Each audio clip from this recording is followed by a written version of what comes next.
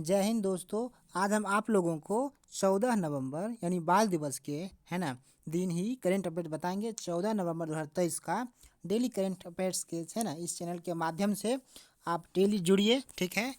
और बहुत फ़ायदेमंद है, सिलेक्टेड क्वेश्चन है, ठीक है। इस कड़ी को आगे बढ़ाते हुए आज का जो पहला क्वेश्चन है, हाल ही में चर्चा में रहा हाल ही में चर्चा में रहा द्वीप हाल ही में चर्चा में रहा द्वीप देश तुवालू तुवालू किस महासागर में स्थित है?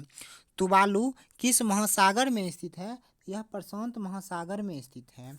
कहाँ स्थित है? यह प्रशांत महासागर में स्थित है। आगे है, निम्नलिखित में से आईटीबीपी के निम्नलिखित में आईटीबीपी के महानिर्देशक कौन है? निम्नलिखित में से आईटीबीपी के महानिर्देशक कौन है? यह है अनीश दयाल सिंह। कौन है? अनीश दयाल सिंह। अनीश दयाल सिंह को वर्तमान में आईटीबीपी के महानिर्देशक के पद पर नियुक्त किया गया है। कहाँ पे? आईटीबीपी का अध्यक्ष जो है महानिर्देशक अनीश कुमार दयाल सिंह को नियुक्त किया गया है। और अनीश कुमार दयाल मणिपुर कैडेट के 1988 बैच के मणिपुर कैडेट 1988 बैच के आईपीएस हैं। कौन है? 1988 बैच के आईपीएस हैं। और बात कर लें आईटीबीपी की स्थापना 24 अक्टूबर 1962 को हुआ था। आईटीबीपी की स्थापना 24 अक्टूबर 1962 ईस्वी को, और इसका मुख्यालय है नई दिल्ली में है। और इसका मुख्यालय जो है नई दिल्ली में है। वर्तमान में चर्चा में क्यों है? क्योंकि हाल ही में प्रधानमंत्री नरेंद्र मोदी ने दिवाली के अवसर पर आईटीबीपी यानी हिमाचल प्रदेश के लेप्चा में जाके आईटीबीपी के साथ अपना दिवाली मना रहे हैं। कौन? नरेंद्र मोदी। इसलिए चर्चा में है आईटीबीपी।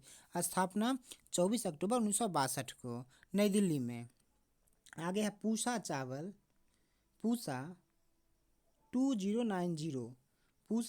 2090 किस फसल की एक प्रकार है?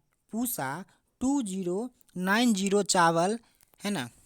पूसा जो है 2090 किस फसल की एक प्रकार है? यह चावल की एक प्रकार है। किसकी प्रकार है? चावल की, जो 120 से 125 दिन में पककर तैयार हो जाता है। अभी दिल्ली में ही पुआल जलाने से कितना वायु प्रदूषण हो रहा है, इसी के चलते पूसा 2090 अगर जल्दी हो जाएगा तो रबी फसल के लिए खेत में कुछ रेस्ट हो जाएगा। इसलिए यह पूसा 2090 जो है 120 दिन से 125 दिन में पककर तैयार हो जाता है। और यह चावल की पौधे का खासियत है, ये वायु प्रदूषण को भी एब्जॉर्ब करेगा और फसल पैदावार भी अच्छा होगा।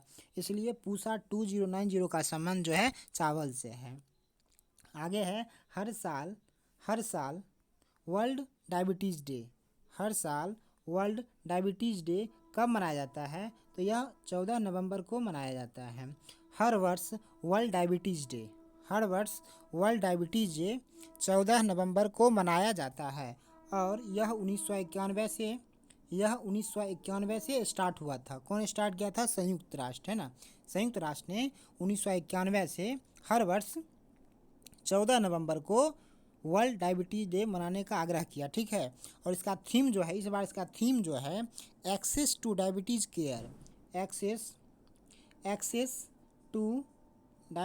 केयर, यानी एक्सेस टू डायबिटीज़ केयर इस वर्ष वर्ल्ड डायबिटीज़ डे का थीम है। क्या है? थीम है, जो 1991 से मनाना स्टार्ट हुआ, 14 नवंबर को मनाते हैं।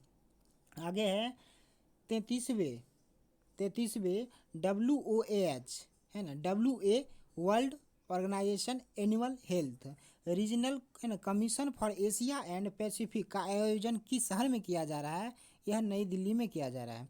कहाँ किया जा रहा है WOAH का? तो नई दिल्ली में, भारत में। आगे बात कर लें WOAH world organisation for animal health world organisation for animal health. इसका मुख्यालय जो है, इसकी मुख्यालय कहाँ पेरिस में है। WOH का मुख्यालय पेरिस में है। स्थापना 1924 में हुआ था। स्थापना 1924 में हुआ था। अभी तक आपने सब्सक्राइब नहीं किया, प्लीज़ सब्सक्राइब, लाइक, शेयर जरूर करें। आगे है उत्तराखंड में रंजना देसाई कमेटी का। उत्तराखंड में रंजना देसाई कमेटी का संबंध किस विषय से है? यानी रंजना देसाई कमेटी मैंने इसका संबंध किस विषय से है? तो समान सिविल संहिता। समान सिविल संहिता जो है हाल ही में उत्तराखंड में लगाया जा रहा है। समान सिविल संहिता उत्तराखंड लगाया जा रहा है। उत्तराखंड से पहले गोवा में लगाया जा चुका है। उसका कमेटी का जो मेंबर है रंजना देसाई कमेटी। रंजना देसाई कमेटी जो है, यह रंजना देसाई जो हैं सुप्रीम कोर्ट के रिटायर्ड जज हैं। सुप्रीम कोर्ट के रिटायर्ड जज हैं। कौन? रंजना देसाई कमेटी, ठीक है। जो वर्तमान में भारतीय प्रेस परिषद का अध्यक्ष हैं। प्रेस का परिषद का अध्यक्ष हैं रंजना देसाई कमेटी, ठीक है, जो सुप्रीम कोर्ट के रिटायर्ड जज हैं। आगे है नई चेतना 2.0। नई चेतना 2.0 अभियान किस मंत्रालय द्वारा चलाया जाएगा? नई चेतना 2.0 अभियान किस मंत्रालय द्वारा चलाया जाएगा? ग्रामीण विकास मंत्रालय। ग्रामीण विकास मंत्रालय जो 25 नवंबर को शुरू किया गया। 25 नवंबर को शुरू किया जाएगा, ठीक है। आगे है निम्नलिखित में से कौन सा वायु प्रदूषक AQI नहीं मापा जाता है? माने निम्नलिखित में से कौन सी वायु प्रदूषक नहीं मापा जाता है? तो पार्ट्स पर मिलियन 100 ये वायु प्रदूषक AIQ से नहीं मापा जाता है। कौन कौन सा मापा जाता है? तो PM10, PM2.5, PM10, PM2.5। PM का मतलब पार्ट्स फॉर मिलियन। PM10 है ना, PM2.5 है ना, NO2 CO carbon monoxide, O3 ozone, NH3 और PV को मापता है, लेकिन PM100 को नहीं माप सकता है। आगे है हाल ही में चर्चा में रहा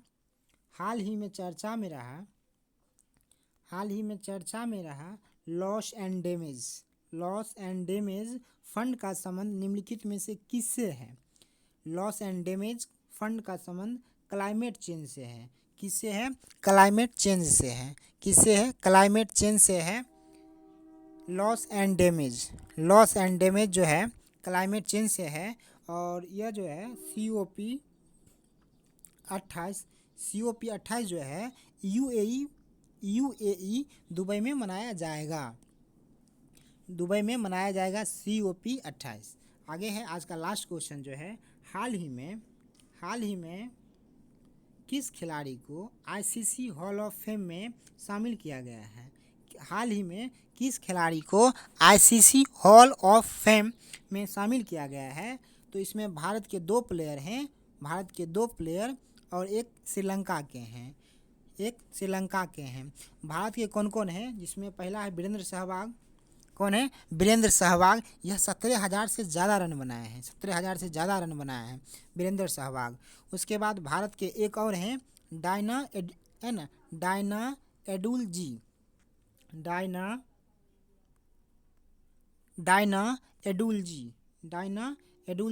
ये दोनों भारत के हैं। जबकि एक श्रीलंका के प्लेयर हैं अरविंदा डी सिल्वा, ठीक है। हाल ही में श्रीलंका की सरकार ने और ICC ने श्रीलंका को बाहर कर दिया है, ठीक है।